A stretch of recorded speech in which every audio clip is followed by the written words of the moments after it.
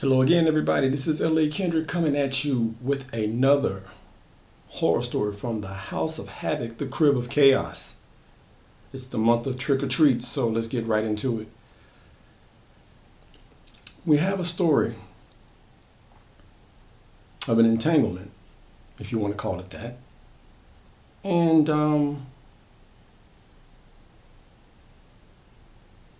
there's a young man who met a young lady about 10 years ago, 10, 15 years ago, let's say 15.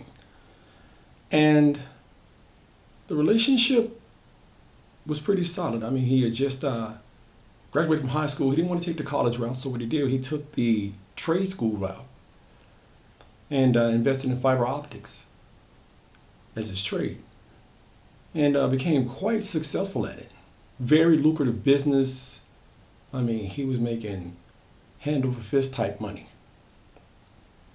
and was well to do, running his own business. And so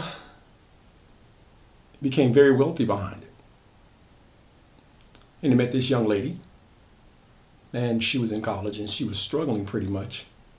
And he helped pay for all of her, as they got to know each other and got really close, he paid for all of her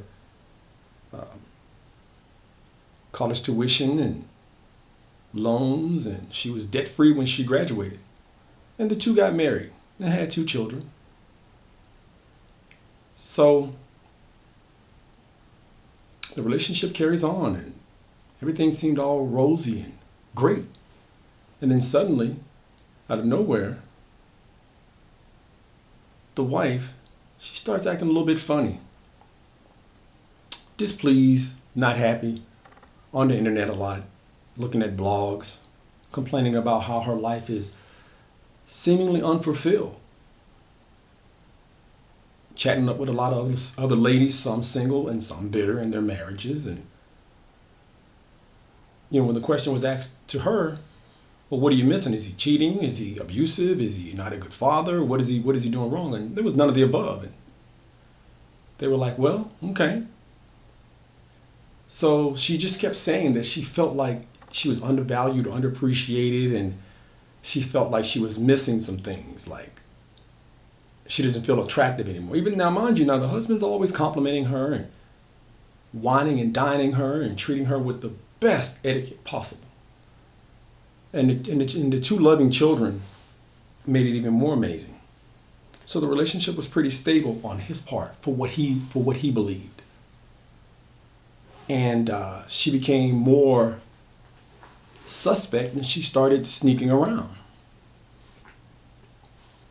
And she would go out to clubs and things like that, but she would say she's going to other places, and the husband would be like, hey, well, where you going? And, of course she had every excuse in the book, and she was going heavy to these clubs and meeting different guys and hanging out and getting the hookup, sexual hookups, whatever you want to call it, wherever she could, hot and heavy, wherever, right? Never thinking about the kids, never thinking about what it's going to do to the relationship, never thinking about what it's going to do to the husband, never thinking about what, how it's going to affect the husband or the relationship. So she continues on her escapades, and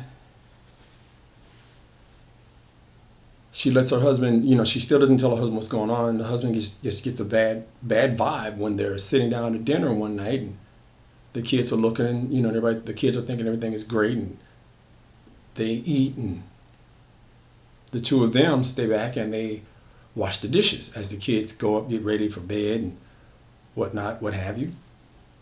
And they had that discussion, and he says, I can tell you this, Ronald. We can call him Antoine. Antoine says, I feel like you're disgruntled. And let's call her Jeanette. And Jeanette says, well, I'm just not happy anymore in the relationship. And Antoine is telling her, well, I noticed that you haven't been happy for a while. So what do you propose that we do? Because we have the kids. Because I'm not in the business of trying to keep you if you don't want to be kept. If you think that there's something better out there, then you can have at it, because I can't stop you. I love you, but I can't stop you. because I have no idea what's going on, and I've done nothing wrong. And I tried to fight for it early on, and I tried to fight for the last 5 years, and you just kept pushing away. And as she was drying the dishes, she set them down, and she set the dishes down and said, well, that's the best I have for you right now. That's all I can do. And so Antoine is looking at her and is quite puzzled by what's going on. And he's thinking, so these friends of yours, see, this is what happens when you start listening to your female friends who don't have a man, who don't have a relationship, who don't have anything, and you listen to them, and then you'll end up being just like them. And she gets offended, and it's like, oh, that's just a chauvinistic attitude to take. And he's like, no, it's just fact. Name one of them that have what you have right now. And she looks around, and her eyes start shifting to the left and right, and she couldn't find anybody. So he says, well, that proves my point. And what I'm going to do is I'm definitely just going to give you some time to think about this and to plan your next move, because I don't want the kids involved in this. But, I see a divorce on the horizon. There's no way to get around this. We could, if you're not willing to try, there's no way to get around it. And she says, yeah, whatever, I'll think about it. She nonchalantly walks away, and he's standing there finishing up the dishes, looking out the back window, trying to figure out what he's done wrong. And he knows that he's done nothing wrong, because he's tried for the last 5 years to reconcile whatever differences he think that might be going on. So it's in the summertime, and the two kids go to the grandparents' house. And he goes on a business trip to secure another deal, and he's going to be gone about a week.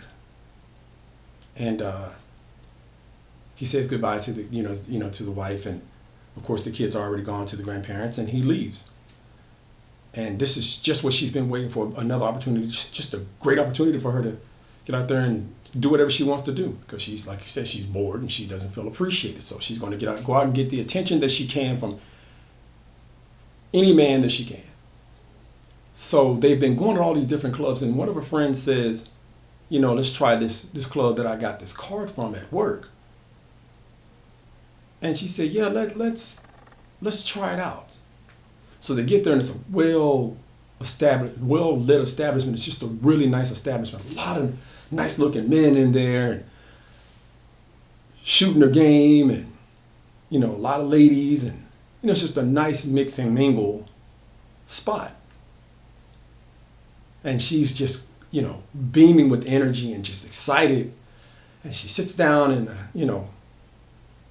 about 45 minutes, a guy approaches her after all the other guys had tried to approach her, and she's like, nah, she's picking out who she wants to hang out with and to be with. And one guy walks up to her, and he just suave, but overly suave, as if he's been doing this for quite some time. He knows the game. He knows how to talk to the ladies. He's got all this je ne sais pas, if you want to call it that. And she's trying to figure out, what his angle is. But then she just realizes, I don't care. I just want to have fun. And he sweet talks her and asks her about what her life is like. And, she gives him the sob story, and it's like, okay, cool, fine. And they have a few more drinks, and before you know it, she tells her friends, hey, I'll see you guys later. And she's off and running back to her home.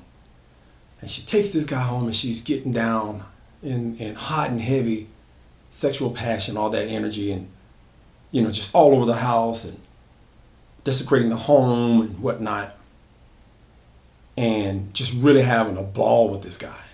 Clothing all over the place, and she's just feeling really elated about what she's doing. No shame now. This is her family home that she's brought this guy back to.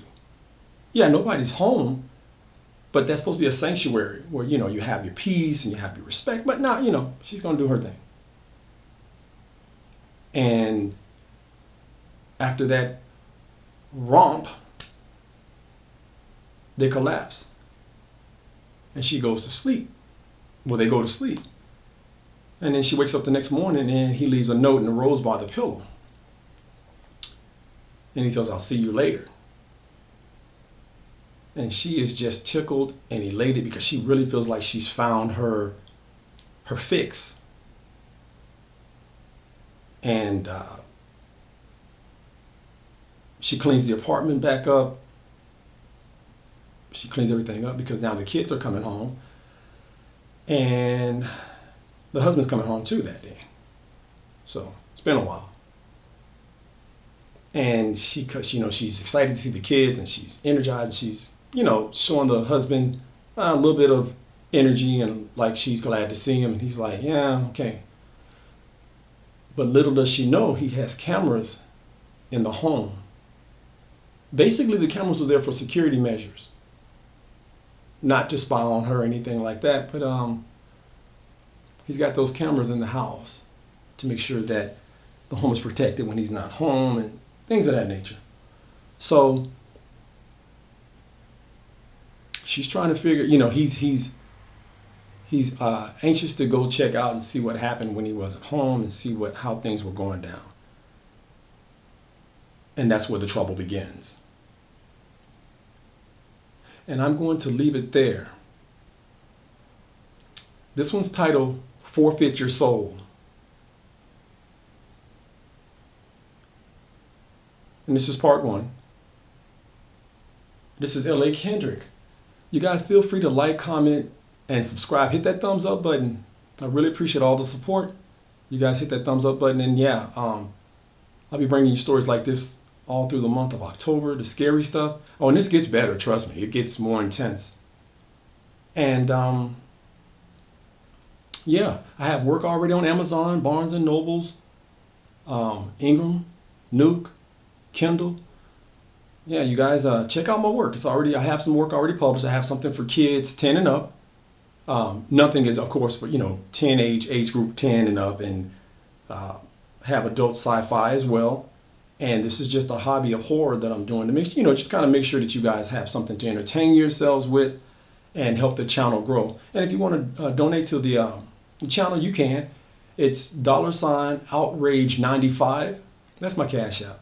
You guys feel free to, like I say, leave a comment, and you just might win some free things from my fitness line. Again, trying to stay busy. And again, this has been L.A. Kendrick from the House of Havoc. Make sure you check in the dark recesses of your home. Check the closets. Check under your bed. And if you happen to work at night, make sure you check out your surroundings. Make sure you check under your cars. Because you never know what's lurking in the dark, waiting to make you a story. And this has been L.A. Kendrick, bringing you the heavy.